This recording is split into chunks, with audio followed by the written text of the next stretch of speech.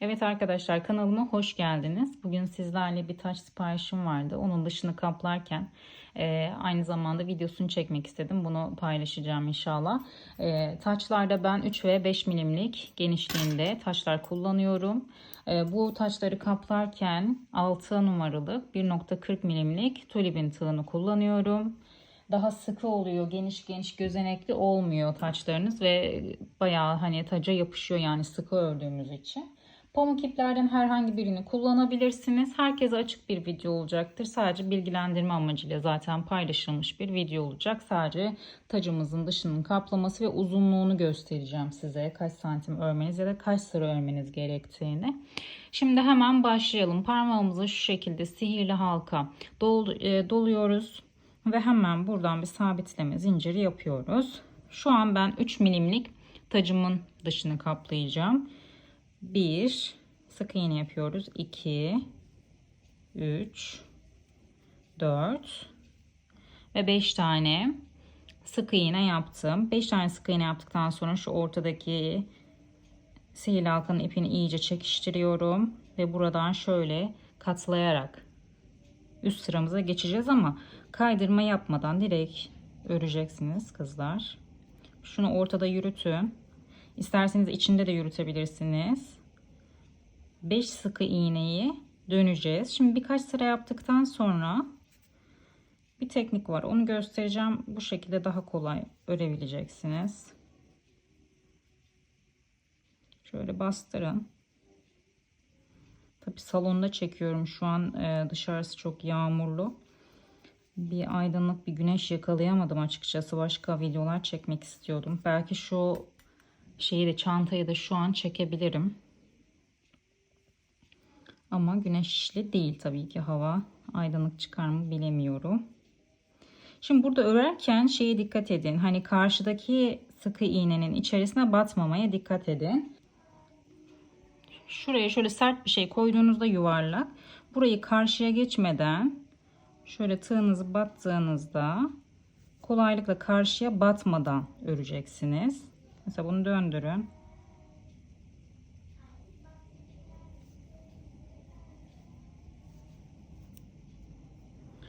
Bu birkaç sıra daha uzadığında tabii daha rahat edeceksiniz. Çünkü tığ ağır olduğu için öne düşebiliyor. Daha kısa bir çubuk da varsa onunla da örebilirsiniz.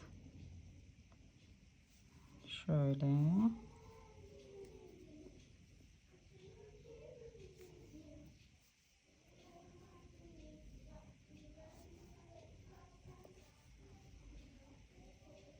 Evet, bu şekilde bakın.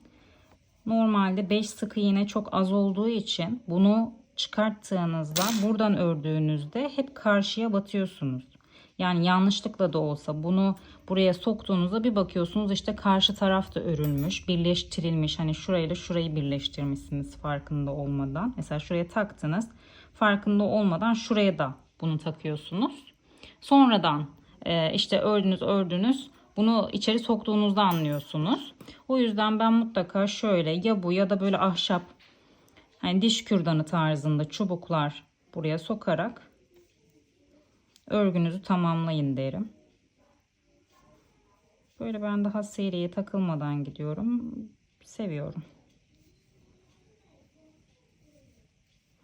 Bunun sıkılığına da dikkat edin arkadaşlar. Bol olmasın. Yani 1,40 zaten gayet küçük. Hani pamuk iplere göre küçük uçlu bir tığ. Daha küçüğü de çok zorlanırsınız örerken. Hani 1,25 1,30 ile öreyim derseniz zorlanırsınız. Çünkü şu katları açılır, öremezsiniz falan. 1,40 çok güzel. Onun üstü de bol oluyor yani. Mesela 5 sıkı iğne ile 1,60'da yaparsanız da 5 milim kaplayabilirsiniz. Biraz bol oluyor ama 1,40'da yaptığınızda çok güzel sıkı sıkı, hiç hani delik oluşmadan bir taç kaplaması yapabilirsiniz. Evet, bakın. Bu şekilde şuradan sık iğnenizin altını iyice çekiştirin. Burası taç taktığınızda kapanmaması, açılmaması lazım. İyice kapatın. Sonrasında bu şekilde gösterdiğim şekilde örün. Ben de şimdi hazır örülmüş bir tane tacı kaplayacak şekilde uzunlukta şöyle bir örgüm hazır.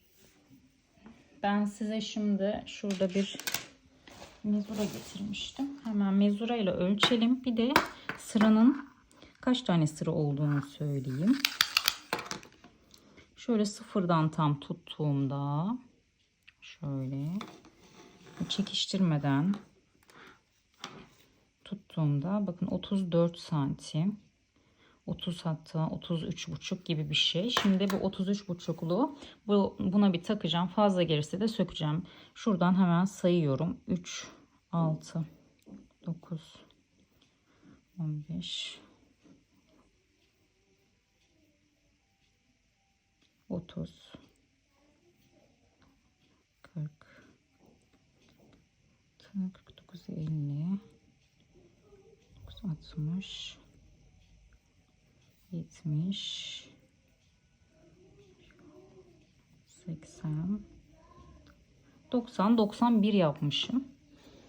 Şu an şimdi şöyle bir pay bırakıp kesmiştik. Hemen bunu bir takalım buraya.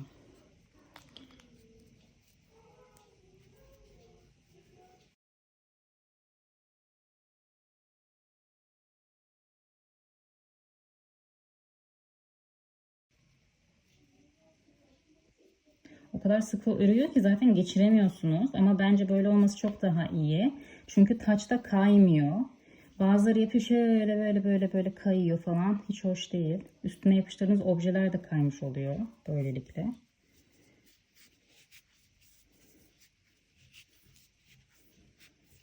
Hatta eksik bile diyebiliriz. Tamam. Bence hiç fazla değil. Şimdi bunu dikeceğiz.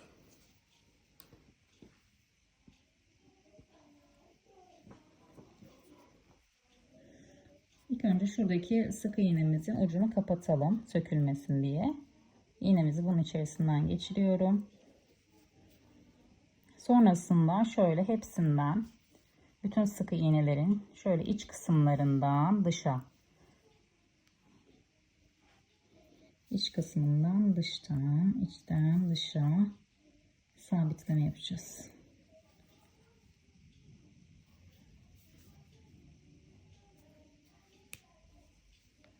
İyice çekiştirin. Bakın böyle küçücük kalıyor. Şuradan şöyle kenar kısmında 2 kez dolayalım. Parmağınızla da şöyle bir sivriltin. Sonra buradan bunu sokun içeri ne kadar girebiliyorsa. Sonra buradan çıkardınız ya, bir altından yukarı ittirin ki geri sökülmesin. Şimdi tekrar bir altından yukarı. Tamam. Şimdi buradaki fazlalığı şöyle ittirebiliriz. İyice şuraya yapışsın. Makasımızı aldık mı? Makasımı almamışım arkadaşlar. Evet, bu şekilde bakın. Taçlarımızı kaplıyoruz. Eğer 5 milimde kullanacaksanız dediğim gibi 6 sık iğne ile başlayacaksınız. 3 milim kaplamalarınızda da 5 sık iğne ile 1,40 milimle başlayıp bitirmeniz yeterli olacak. Santimini, işte sırasının ölçülerini, sayısını verdim zaten. Beni izlemiş olduğunuz için hepinize teşekkür ediyorum. Allah'a emanet olun. Hoşçakalın.